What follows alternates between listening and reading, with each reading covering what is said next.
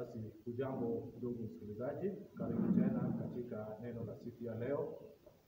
Naamini ya kwamba Bwana amezidi kukulinda na amezidi kukuonekania katika maisha yako na katika njia zako zote. Nahisi ya kwamba umezidi kuona baraka na fadhili zake Bwana zikiwa juu yako. Asante kwa Mungu kwa sababu ya tena kuniwezesha kuwa pamoja nawe tena katika channel hii tunapozidi kulitukuza jina la Bwana. Naamini ya kwamba Mungu wetu kubariki sana, ni kwa sababu ya kuweza kuchagua chakula hiki cha uzima kinacholeta afya na uzima ndani ya maisha yako ya Kristo katika safari hii ya mbinguni. Najua kwamba katika hili neno tunazidi kubarikiwa, tunazidi kujengeka katika jina la Yesu Kristo. Kwa hivyo karibu sana. Naitwa Pastor Lawrence Ochieng wa kanisa hili la Eden Revival Ministry tukiwa hapa na Showground. Karibu sana. Mungu aweze kukutenda mambo mazuri na mambo yaliyo mema kabisa tunapozidi kuendelea kumtumikia Bwana katika maisha yetu. Basi karibu sana katika ujumbe wa siku ya leo, ambapo ningependa tukapate kuzungumzia kuhusu neema ndani ya Yesu Kristo, kwa sababu hakika tunajua kwamba kila jambo tunalolitenda, umbali tumefika, najua kwamba sio nguvu zetu, sio hekima zetu, sio ujanja wetu wala uzuri wetu, bali najua kwamba ni neema na ni mapenzi ya Bwana, ili kwamba ukaweze kukua na uhai na uzima siku ya leo, ili kwamba ukazidi kumtukuza, ukazidi kumuinua, ukazidi kutenda kama yalivyo mapenzi yake. Kwa hivyo karibu sana, tuende moja kwa moja katika Biblia yetu ili tukaweze kupokea ujumbe wa siku ya leo. Naamini ya kwamba Mungu atakubariki na atakutenda mambo mazuri. Basi tutaenda kupokea neno letu katika kitabu cha Yohana Mtakatifu, mlango wake ni wa 8 pale, tukianzia pale mstari wake wa 2. Tunapoteremka, naamini ya kwamba tutaweza kubarikiwa, tutaweza kuinuliwa katika jina la Yesu Kristo. Neno ambalo najua kwamba tumelisikia mara nyingi, tumefundishwa mara nyingi, lakini siku ya leo naamini ya kwamba Mungu ameweza kulirudia kwetu ili tukaweze kubarikiwa tena, kwa maana neno la Bwana ni ufunuo mpya kila siku, na unapozidi kulitafakari na unapozidi kulipokea litakuwa la msaada katika maisha yako. Karibu, Mungu akubariki. Neno la Bwana nasema hivi, Yohana Mtakatifu mlango wa 8 napoanzia pale mstari wa 2, andiko la Bwana linasema hivi: hata asubuhi kulipokucha, akaingia tena hekaluni na watu wote wakamwendea, naye akaketi akawa akiwafundisha. Waandishi na Mafarisayo wakamletea mwanamke aliyefumaniwa katika uzinzi, wakamweka katikati. Wakamwambia, Mwalimu, mwanamke huyu amefumaniwa alipokuwa kizini. Basi katika Torati Musa alituamuru kuwapiga kwa mawe wanawake namna hii. Nawe wasemaje? Nao wakasema neno hilo wakimjaribu, ili wapate sababu ya kumshitaki. Lakini Yesu akainama, akaandika kwa kidole chake katika nchi. Nao walipozidi kumhoji, alijiinua akawaambia, yeye asiye na dhambi miongoni mwenu na awe wa kwanza wa kumtupia jiwe. Akainama tena akaandika kwa kidole chake katika nchi. Nao waliposikia wakashtakiwa na dhamiri zao, wakatoka mmoja mmoja, wakianzia tangu wazee hata wa mwisho wao. Akabaki Yesu peke yake na yule mwanamke amesimama katikati. Bwana alibariki neno lake. Basi wapendwa wa Mungu, neno hili linazungumzia kuhusu neema iliyo ndani ya Yesu Kristo katika maisha yetu. Tumesikia habari ya huyu mwanamke au habari ya huyu dada ambaye aliweza kupatikana akiwa katika harakati au akiwa katika habari ya kufanya kitu ambacho kinaitwa ni dhambi ndani ya maisha yake. Tumeelezewa hapa, mpendwa wa Mungu, ya kwamba huyu mwanamke alipofumaniwa au alipopatikana, wale watu kama jinsi ambavyo walivyokuwa wameshika Torati, wakawa wakisema ya kwamba sasa hii tumepata kitu ambacho tunataka kwenda kumpeleka kwa mbele zake Yesu Kristo, ili kwamba tukaweze kusikia yeye anasemaje kuhusu dhambi. Biblia hapa imesema vizuri ya kwamba walifanya hivyo ili kwamba wakapate kumjaribu Yesu Kristo, atachukua sehemu gani au atachukua stand gani katika habari hii ya dhambi. Biblia inasema hapa vizuri ya kwamba wakamchukua na wakampeleka mbele zake Yesu Kristo, wakisema ya kwamba sasa tuko tayari ili kwamba tukapate kumwangamiza, kwa maana Torati inatupatia uhuru ya kuweza kumngamiza mwanamke au mtu ambaye anapatikana na kosa kama hili. Yesu Kristo akawa anawasikiliza mmoja baada ya mwingine, wakileta mashtaka yao, wakiwa tayari kabisa katika habari ya kumwangamiza na kumaliza maisha yake huyu mwanadada. Lakini mpendo wa Mungu, siku ya leo ningependa nikwambie ya kwamba Yesu Kristo, unajua kwamba hakukuja hapo ulimwenguni kuangamiza jambo lolote lile, bali alikuja ili kwamba mwenye dhambi akapate kujua dhambi zake, baada ya kujua dhambi zake akapate kutubia na akapate kuweza kuishi maisha mengine mazuri na matakatifu ya kumfurahisha Bwana, ili akapate kuingia katika uzima wa milele. Sio makusudio wala sio mapenzi ya Bwana ya kwamba ukapate kufa katika ile dhambi, wala sio makusudio ya Bwana ya kwamba ukapate kumaliza mwendo wako ukiwa katika habari yake dhambi.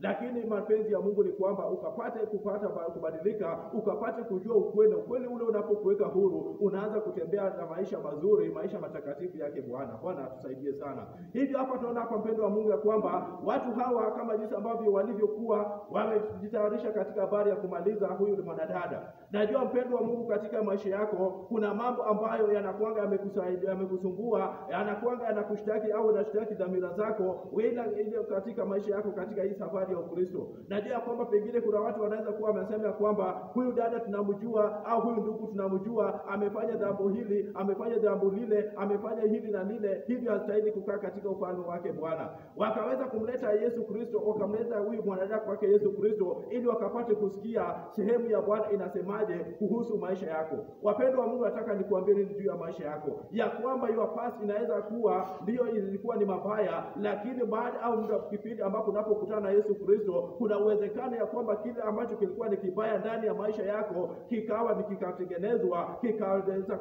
kikawa tena kitu kizuri cha kumtukuza Bwana. Bwana akusaidie sana. Najua ya kwamba ndani ya maisha yako kuna udhaifu fulani. Najua ya kwamba ndani ya maisha yako pengine watu wamekusema. Najua ya kwamba watu wameleta mashtaka mengi sana. Na kama jinsi ambavyo andiko linatuambia mpendo wa Bwana ya kwamba tukiwa katika chini ya jua au tukiwa katika ulimwengu huu, mshtakaji wetu ambaye ni adui Shetani huwa muda na wakati wote anakimbianga mbele za Bwana kuleta mashtaka yako mbele za yake Mungu, ya kwamba unafanyanga hivi, ya kwamba unasemanga ya kwamba unamjua Bwana, lakini unajikuta ya kwamba umesema uongo, unajikuta ya kwamba pengine umedanganya, unajikuta ya kwamba pengine umesengenya mwenzako. Wacha nikwambie mpendo wa Bwana, huyu dada alipatikana katika hiyo act. Hivyo hakukuwa na jambo lingine ambalo angeliweza kujitetea, kwa sababu alipatikana red handed katika hiyo jambo. Nawe pia mpendo wa Bwana, huenda ikawa pengine ndani ya maisha yako kuna mambo mengine ambayo Shetani alisikia ndani ya maisha yako, akaleta hayo mashtaka mbele za Bwana, akakuambia kwamba nimekupata katika moshene, nimekupata katika uongo, nimekupata katika tamaa, nimekupata katika hasira. Nawe Bwana wasemaje haya juu ya mtu huyu ambaye ni wa Mungu? Bwana atusaidie sana. Wapendwa wa Mungu, siku ya leo nataka nikupatie taswira ya jinsi ambavyo haya mambo yalivyokuwa. Yesu Kristo akawa ameletwa mbele zake akiwa na haya mashtaka yote mbele zake Yesu Kristo. Najua kwamba kila mmoja akawa amemuinuka, kila mmoja akawa tayari katika habari ya kumwangamiza, kila mmoja akawa tayari katika habari ya kutoa uhai wa huyu mwanadada, kwa sababu alionekana ya kwamba ni kitu kibaya. Lakini mpendo wa Mungu, siku ya leo kama jinsi ambavyo nimekuambia ya kwamba kitu kibaya ndani ya maisha yako, wakati ambapo unapokutana na Yesu Kristo, hapo na uweza wa kulibadilisha na kikawa kitu kizuri tena kumtumikia Bwana. Kinachohitajika tu ni nafasi ile ya pili, mpendo wa Bwana. Najua kwamba wanadamu hawakuangi na hiyo. Wanadamu wanaonanga tu shtaka moja, kisha wanaanza kuchukua hatua na kusema ya kwamba tuko na sababu tosha ya kuweza kukushtaki mbele ya yule ambaye unayemtumikia. Wakaleta haya mashtaka. Yesu Kristo, Biblia inasema ya kwamba walipokuwa wakileta haya mashtaka, walipozidi kupaza sauti yake zao mbele za Yesu Kristo, Yesu Kristo akawa anasikiliza akiangalia chini. Biblia inasema ya kwamba Yesu Kristo akawa anatazama chini, anasikiliza mashtaka, anasikia jinsi ambavyo watu wanavyosema ya kwamba huyu dada hastahili. Wapendwa wa Mungu, siku ya leo najua ya kwamba mashtaka mengi huwa yameletwa mbele zako, mbele za Bwana kukuhusu katika habari ya kumtumikia jinsi ambavyo maisha yako yalivyo katika siku zako siku baada ya siku. Yesu Kristo akawa anayasikiliza, akisikiliza moja baada ya mwingine, akiandika chini. Biblia inasema ya kwamba akapata kuyaandika, akayaandika moja baada ya nyingine. Baada ya hayo akaweza kuinua kichwa chake, akasema kama kunaye yote ambaye hajawahi kutenda dhambi, na awe wa kwanza kumtupia huyu dada jiwe. Bwana asifiwe sana. Yesu Kristo alikuwa anajaribu kusema nini hapa, mpendwa wa Bwana? Unaposoma andiko la Bwana linatuambia kwamba Ni wakati wako mpendwa wa Bwana kuweza kujichunguza na kuweza kujiangalia. Yesu Kristo akasema ya kwamba wewe ambaye ni mwanadamu, kwa sababu gani unaona makosa ya mwenzako na ndani ya maisha yako ujitazame? Mbona unaona kitu ambacho kiko ndani ya macho ya mwenzako, lakini wewe ndani ya maisha yako ujichunguze? Ndani ya maisha yako wewe peke yako pengine uko na gogo ambalo linakufanya usije ukaona kibanzi ambacho kiko ndani ya maisha ya mwingine. Mpendwa wa Bwana, pengine uko katika habari hii, pengine uko katika kategori hii ya kwamba wewe muda na wakati wote unakuanga tu wa kuona mabaya, unakuanga tu wa kushambulia wenzako, ya kwamba huyu dada amefanya, huyu ndugu amefanya, huyu mtumishi amefanya, huyu ni kanisa limefanya hivi, lakini wewe ndani ya maisha yako hujichunguzi wala hujiangalii ya kwamba katika maisha yako ni gogo gani ambalo linakuzuia kuona dhambi ambayo iko ndani ya maisha yako. Mpendwa wa Mungu, siku ya leo nakuambia nini? Ya kwamba usiwe katika ile kategori ya kuanza kuleta mashtaka juu ya mwenzako muda na wakati wote. Kimbia katika leni yako, kimbia katika njia zako, ili kwamba ukaweze kujibidiisha, ili kwamba ukapate kumaliza safari. Hauwezi ukamaliza safari ikiwa wakati wote wewe unaangalianga mwenzako. Yeyote ambaye yuko katika mbio anakuwa katika leni yake, akizingatia ile leni jinsi ambavyo atakavyoweza kuikamilisha, akiangalia kule mwisho mahali ambapo utepe uko, ili kwamba akajibidishe akaweze kufika. Lakini unapojikuta katika harakati hii ya kuangalia mwenzako, ya kuangalia mwenzako jinsi ambavyo amevaa, ya kuangalia mwenzako jinsi ambavyo alivyo, mpendwa wa Mungu, hautaweza kufaulu wala hautaweza kufika. Haya mashtaka, mpendwa wa Bwana, yaliweza kuleta mbele za Yesu. Yesu akawa anaandika moja baada ya nyingine. Akafika wakati akasema kwamba ndio nimeletewa haya mashtaka, lakini ndio umeleta haya mashtaka, lakini wewe sehemu yako, hebu jichunguze, hebu jihoji. Wewe uko maisha yako na ushirika wako pamoja na Mungu uko namna gani? Wewe ambao unasema makosa ya mwenzako, wewe ambao unaonanga makosa ya kanisa, wewe ambao unaonanga makosa ya watumishi wa Bwana, sehemu yako iko namna gani? Yesu Kristo Biblia inasema kwamba akaweza kuandika hayo yote na akaweka chini. Nataka nikakwambia kwamba nataka nikapate kuzungumzia juu ya neema iliyo ndani ya Yesu Kristo. Biblia inatuambia vyema na vizuri, mpendwa wa Bwana, katika kitabu cha Isaya 53 inavyosema, mpendwa wa Bwana, ya kwamba yule Yesu Kristo ambaye alikuja humu ulimwenguni, mstari wake wa 4 unasema ya kwamba alikuja ili akaweze kuchukua masikitiko ambayo iko ndani yetu. Mpendwa wa Bwana, wewe ambaye umesikitika, wewe ambaye maisha yako pengine imekuwa ni ya kusemwa, wewe ambaye maisha yako, mpendwa wa Bwana, imekuwa ni ya kudharauliwa, wewe ambaye maisha yako, mpendwa wa Bwana, umekuwa muda na wakati wote unashtakiwa mbele za Bwana, Yesu siku ya leo anasema ya kwamba amekuja kubeba masikitiko yako. Mpendwa wa Bwana, amekuja na amesikia yale yote ambayo amesemwa juu yako, amesikiliza yote ambayo watu wameyanena, mashtaka yote ambayo yameletwa juu ya maisha yako, amekuwa akiyasikiliza na amekuwa akiandika chini. Mpendwa wa Bwana, hivyo siku ya leo amekuja ili kwamba akapate kukuletea uhai na uzima tena. Ndipo akasema, mpendwa wa Bwana, ya kwamba njooni kwangu enyi wote ambao umesumbuka na kulemewa na mizigo mizito, mizigo ambayo watu wamesema, mashtaka yote ambayo watu wameyaleta juu yako. Mpendwa wa Bwana, siku ya leo Yesu Kristo anasema kwamba usijibebe, usijitetee. Mpendwa wa Bwana, angalia huyu mwanamke, mpendwa wa Bwana, alivyoweza kuletwa mbele za Yesu Kristo, hakuweza kujitetea. Alijua, mpendwa wa Bwana, ya kwamba ndio nimepatikana katika hii hali, nimejikuta kwamba nimeteleza, nimepatikana ndio niko na dhambi, lakini nitafanya nini? Sitajitetea, sitasema jambo lolote lile, lakini nitanyenyekea mbele za huyu Yesu Kristo, huenda akanihurumia.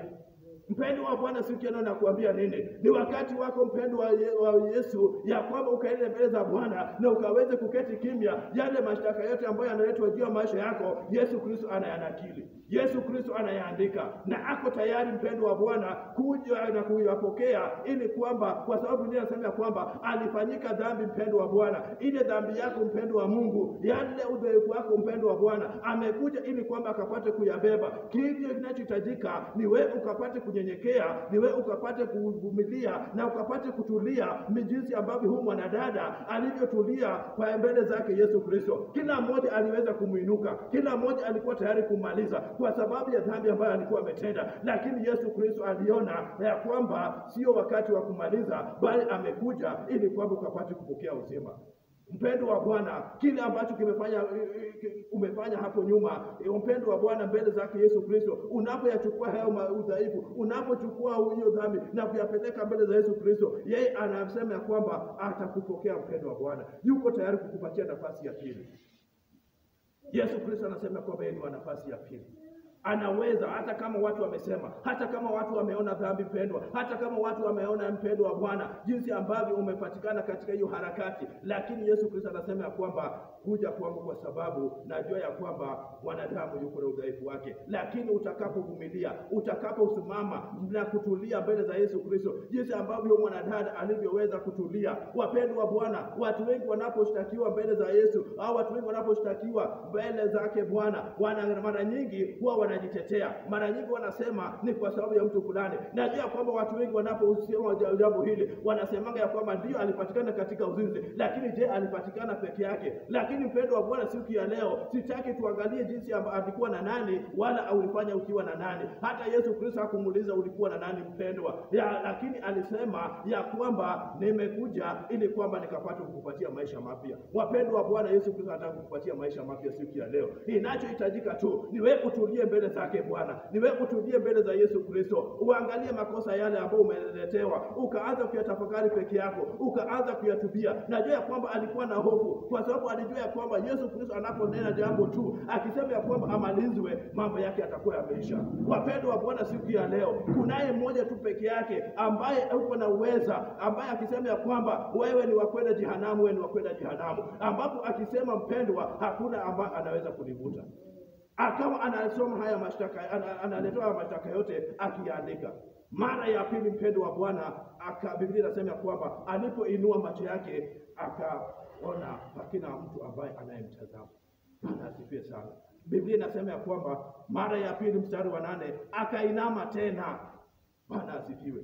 Akainama tena, kumaanisha ya kwamba alitaka kufanya tena jambo lingine kwa na mara ya pili. Ndiposa nikukwambia kwamba Yesu Kristo ni wa nafasi ya pili. Alipoinama tena akaandika mambo mazuri na mambo mapya. Bwana asifiwe sana. Siku ya leo mpendo wa Bwana, watu wanaweza kuwa wanasema mambo mabaya juu yako, mambo makubwa ya kwanza ya kale yalinenwa juu yako, mambo ya hapo ya awali yamenenwa juu yako mpendo wa Bwana. Yesu Kristo akaona yanakili. Lakini siku ya leo utakapovumilia, utakaponyenyekea na kumwambia Bwana ya kwamba ndio nimeona makosa yangu, Yesu Kristo atachukua hatua nyingine, ataandika tena mambo mapya. Alipoenda mbele za Yesu, Yesu Kristo aliweza kupokea.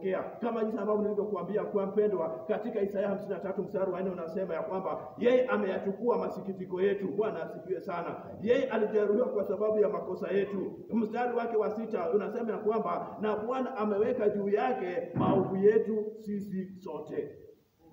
Bwana asifiwe sana. Mpendo wa Mungu, siku ya leo nataka nikuambia kwamba maovu yako siku ya leo Yesu Kristo yuko tayari kuyapokea. Yesu Kristo yuko tayari kuyabeba. Yesu Kristo yuko tayari, na anapoyabeba anaanza kuandika mambo mapya tena juu ya maisha yako mpendwa. Ukurasa mpya unafunguka juu ya maisha yako. Unapovumilia mpendo wa Bwana na kunyenyekea mbele za Yesu Kristo na kusikitikia yale yote ambayo umeyafanya, Yesu Kristo anataka kuandika mambo mapya tena, mambo mazuri tena juu ya maisha yako mpendwa. Alipoona kwamba washtaki wake wote tayari hawako, wametoweka, akasema ya mpendwa wa Bwana ya kwamba hata nami sitakutaki, ninaandika mambo mapya mpendwa. Ulionekana ya kwamba wewe ni mwenye dhambi, lakini Yesu Kristo anaandika siku ya leo ya kwamba wewe sasa utaweza kupatikana katika kitabu cha uzima wa milele. Ndiposa siku ya leo mpendwa wa Bwana anakuambia nini?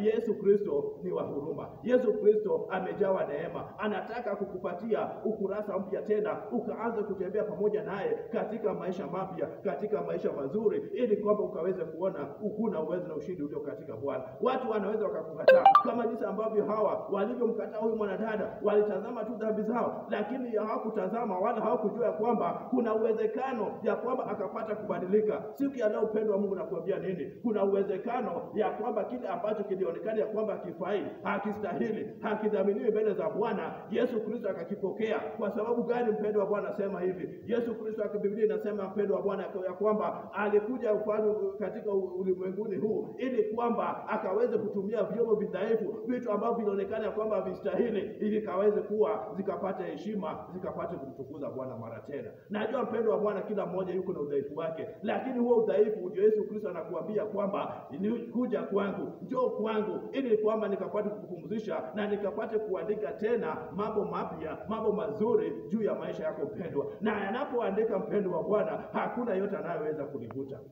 Yesu Kristo akiandika mambo mazuri mpendwa juu ya maisha yako, hakuna awezaye kulivuta. Alipoandika mambo maisha mapya juu ya huyu mwanadada, hakuna yeyote ambaye aliweza kuinua mdomo wake na kusema ya kwamba ako na dhambi tena. Yesu Kristo yeye ni Mungu wa huruma. Damu yake ni tosha. Unapozama katika ile damu, itakuosha, itakusamehe, itakusafisha, itakutakasa na utaanza tena safari mpya katika Bwana. Katika ule udhaifu, katika yale mashtaka yote ambayo ulikuwa unashtakiwa, Yesu Kristo mpendwa wa Bwana amekuja kusimama mbele zako ili kwamba ukapate kumpokea, aingie ndani yako, achukue ule udhaifu wako, achukue ule unyonge wako, achukue yale mashtaka yote ili kwamba ukapate kutembea huru tena katika jina la Yesu Kristo. Peke yako mpendwa wa Bwana hautaweza. Peke yako hauna kibali, peke yako hauna uwezo mpendwa, lakini unapomkaribisha Yesu, ndipo akasema kwamba kaa ndani yangu nami nikae ndani yako, na ili kwamba lolote utakaloweza kuliomba utaweza kupokea tena katika jina la Yesu Kristo, kwa sababu anataka kukupatia maisha mapya. Ulikuwa na maisha mabaya, lakini siku ya leo Yesu Kristo ako na uwezo wa kukubadilishia na kukupatia tena maisha mazuri, maisha mema ya kumtukuza. Akasema kamilisha, anakuambia kwamba katika mstari wa 11 akamwambia akamwambia Yesu akamwambia kwamba wala hata nami sikuhukumu, enenda zako wala usitende dhambi tena. Wapendwa wa Mungu, huruma zake Bwana, neema yake Bwana siku ya leo imefunuliwa kwetu ili kwamba tukapate kutambua dhambi, ili kwamba tukapate kutambua yanayostahili mbele zake Bwana. Tusirudi tukaende tena katika mambo ya kale. Tunapokuja, tunaposikiliza neno kama siku ya Jumapili, wapendwa wa Bwana, unapoenda kanisani, unaposikiliza neno la Bwana, ninakuambia kwamba dhambi zako umesamehewa, dhambi zako umetakazwa, dhambi zako umeoshwa. Usije ukarudi tena ukajipaka tena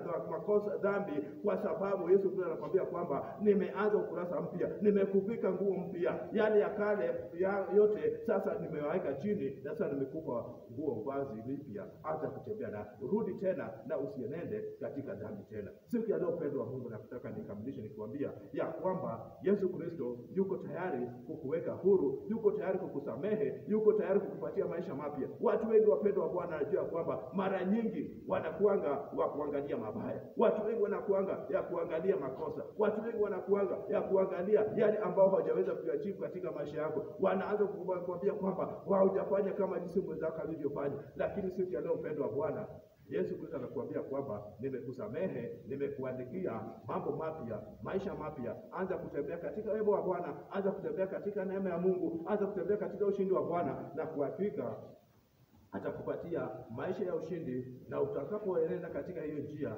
utakuwa wa kutembea na Yesu Kristo. Kwa hivyo neema yake mpendwa wa Bwana ikutoshe siku ya leo. Neema yake mpendwa wa Bwana, hata ingawa watu wamekusema nini, hata ingawa watu walikuwa wameleta mashtaka magani, hata ingawa adui alikuwa ameleta mashtaka gani juu yako mpendwa wa Bwana, angalia kama jinsi ambavyo huyo mwanadada alivyonyenyekea, alivyoweza kutetemeka mbele za Yesu Kristo, akajua mpendwa wa Bwana kwamba hawa ni wanadamu wamesema, lakini Yesu Kristo na ngoja tu neno lake. Siku ya leo ngoja tu neno la Yesu Kristo, akisema mpendwa wa Bwana ya kwamba umesamehewa, akisema kwamba umetakaswa, akisema kwamba umebarikiwa, akisema kwamba umeinuliwa, akisema kwamba umepata uzima. Hakuna yeyote yule ambaye atakayeweza kunipinga. Ng'ang'ana tu, vumilia tu katika yeye, na kwa hakika utakapofanya ushirika na yeye, kwa hivyo imesema mpendwa wa Bwana ya kwamba maovu yako yote Bwana ameweka juu yake. Wewe uko tayari kuyabeba makosa yako. Unapozidi kumwekea mambo yako yote, hakika atakupatia maisha mapya, maisha ya ushindi, na utakuwa mbarikiwa Bwana. Kwa hivyo Mungu akubariki,